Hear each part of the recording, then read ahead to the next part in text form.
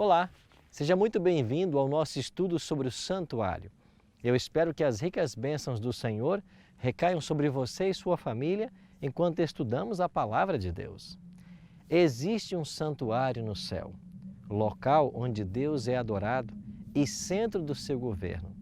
Esse santuário possuía funções litúrgicas, mas após o pecado, ele assumiu uma nova função, soteriológica. Nosso tema de hoje, o santuário terrestre.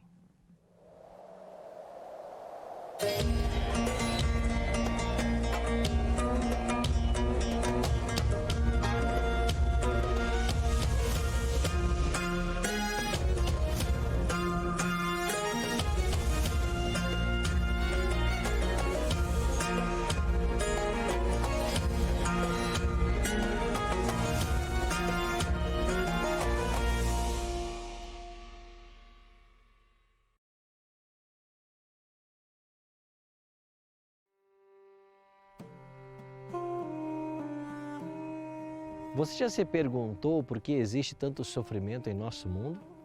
Por que inocentes sofrem?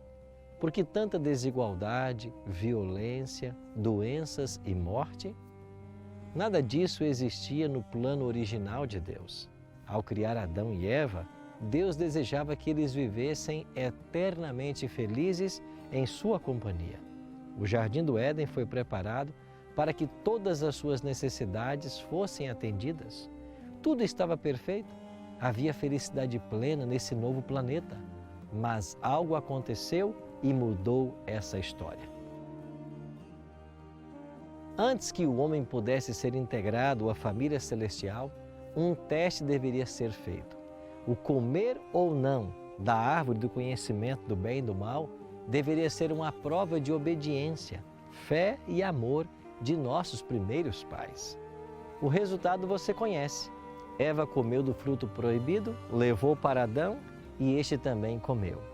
O apóstolo Paulo ensina que Eva foi enganada por uma serpente cheia de astúcia. O livro do Apocalipse identifica essa serpente como Satanás, o grande inimigo de Deus, que profanou o santuário de Deus no céu e por isso foi expulso para a terra. Satanás era um exaltado anjo de Deus nas cortes celestiais. Um dia, de forma inexplicável e ilógica, o mal surgiu em seu coração. O profeta Ezequiel informa que Satanás era um ser perfeito, até que seu coração se encheu de iniquidade. Por isso ele foi expulso do céu. O profeta acrescenta então que Satanás estava no Éden, jardim de Deus, quando usou a serpente como um instrumento para enganar Eva. Assim, o nosso planeta foi contaminado pelo vírus do pecado. O pecado de nossos primeiros pais acarretou culpa e tristeza sobre o mundo. E se não fosse a bondade e a misericórdia de Deus, a raça humana teria mergulhado em irremediável desespero. Mas Deus já tinha uma solução. Veja o que diz Gênesis 3:21. Fez o Senhor Deus vestimenta de peles para Adão e sua mulher e os vestiu. Um animal teve que morrer para que a sua pele cobrisse a nudez de Adão e Eva. O símbolo estava claro. Perdão e a erradicação final do pecado só poderiam ocorrer através da morte expiatória de Jesus, a quem o Pai enviaria como Salvador do mundo. É por isso que o Apocalipse 13, verso 8 declara que Jesus é o Cordeiro de Deus que foi morto desde a fundação do mundo.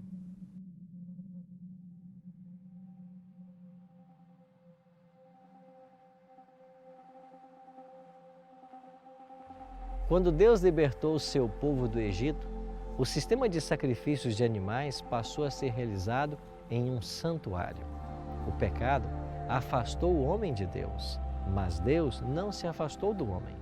O seu desejo sempre foi de morar com ele. E para que isso acontecesse, deu a Moisés a seguinte ordem: e me farão um santuário para que eu possa habitar no meio deles.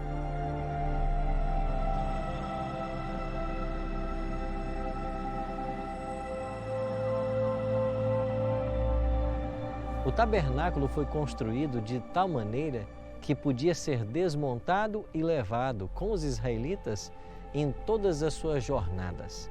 Era pequeno, não tendo mais de 20 metros de comprimento e 6 de largura e altura.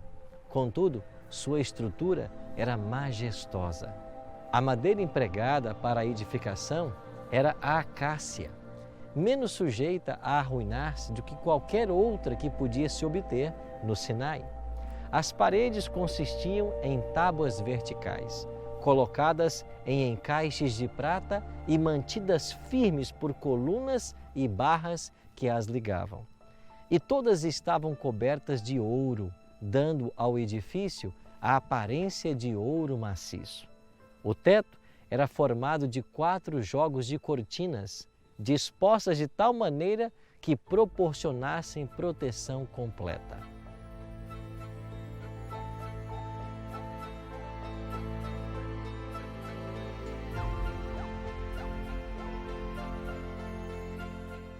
O edifício era dividido em 2 compartimentos, chamados Santo e Santíssimo. Estavam separados por uma rica e linda cortina ou véu, suspensa em colunas chapeadas de ouro.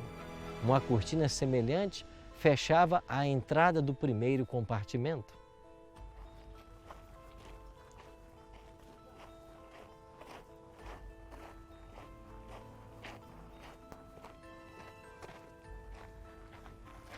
Ao entrar no santuário, você tinha esse espaço chamado de pátio ou átrio. Aqui era onde os pecadores em Israel tinham acesso. Você tinha no átrio ou pátio 2 móveis. O primeiro deles era esse altar de holocausto, também chamado de altar de sacrifícios. Quando o povo de Israel pecava, tinha que trazer a sua oferta, o seu animal, até esse local. E na presença de um sacerdote, colocava a sua mão sobre a cabeça da vítima, confessava o seu pecado e em seguida o animal deveria ser imolado. Esse animal era colocado sobre o altar de holocausto, onde o seu corpo deveria ser queimado. Parte do sangue era derramada na base do altar e parte do sangue, em alguns momentos, era levado para dentro da tenda da congregação. Um segundo móvel deste pátio ou átrio era chamado de a pia. Aqui nós tínhamos um local com água reservado para os sacerdotes. Antes que eles pudessem ministrar, seja entrando na tenda, seja ofertando os animais, eles deveriam lavar aqui as mãos e os pés antes de começar sua cerimônia de intercessão em favor dos pecadores. Vamos agora entrar na tenda da congregação e conhecer também os 2 compartimentos do tabernáculo.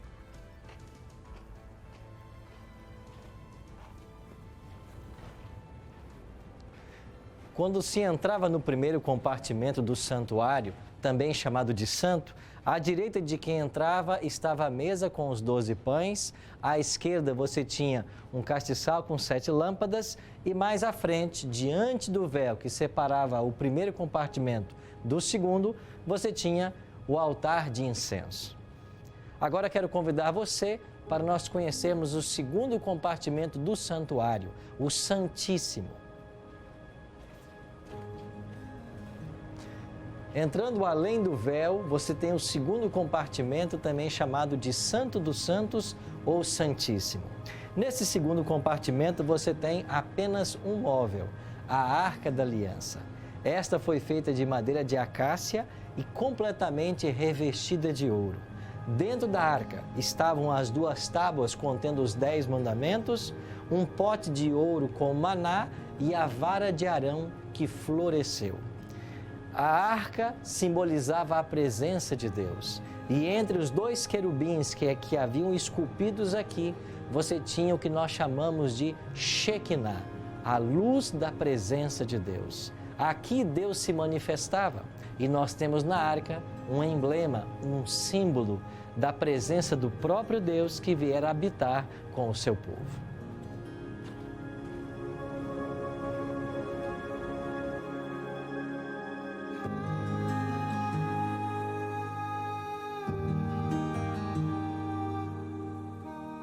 A construção do tabernáculo durou cerca de 6 meses. Com grande interesse, o povo de Israel juntou-se ao redor para ver a estrutura sagrada. E enquanto estavam a contemplar aquela cena com satisfação reverente, uma coluna de nuvem pairou sobre o santuário, descendo e envolvendo. A glória do Senhor encheu o tabernáculo. Houve uma revelação da majestade divina e, com profunda emoção, o povo viu a indicação de que a obra de suas mãos fora aceita. Não houve ruidosas manifestações de regozijo, mas um temor solene repousava sobre todos. A sua alegria transbordou em lágrimas de regozijo e murmuraram em voz baixa fervorosas palavras de gratidão de que Deus houvesse condescendido em habitar com eles. Por séculos, Deus habitava nesta tenda móvel feita no deserto. Depois Salomão construiu um templo em Jerusalém. Esse templo foi destruído por Nabucodonosor, reformado após o cativeiro babilônico e ampliado por Herodes. O tabernáculo e depois o templo eram o centro da religião de Israel. E através desses lugares sagrados, Deus habitava com seu povo. Compreendendo o plano original de Deus para que eu e você vivêssemos eternamente e felizes, você gostaria de conhecer mais a respeito desse assunto? Se esse é o seu desejo, eu quero orar com você agora. Pai querido, muito obrigado, Senhor, porque ainda que o nosso pecado nos tenha afastado de Ti, o Senhor nunca se afasta de nós. E muito obrigado porque o seu desejo sempre foi morar conosco, morar em nosso meio. Que hoje o nosso coração se abra e que o Senhor faça nele morada. É a nossa oração, em nome e por amor de Jesus. Amém.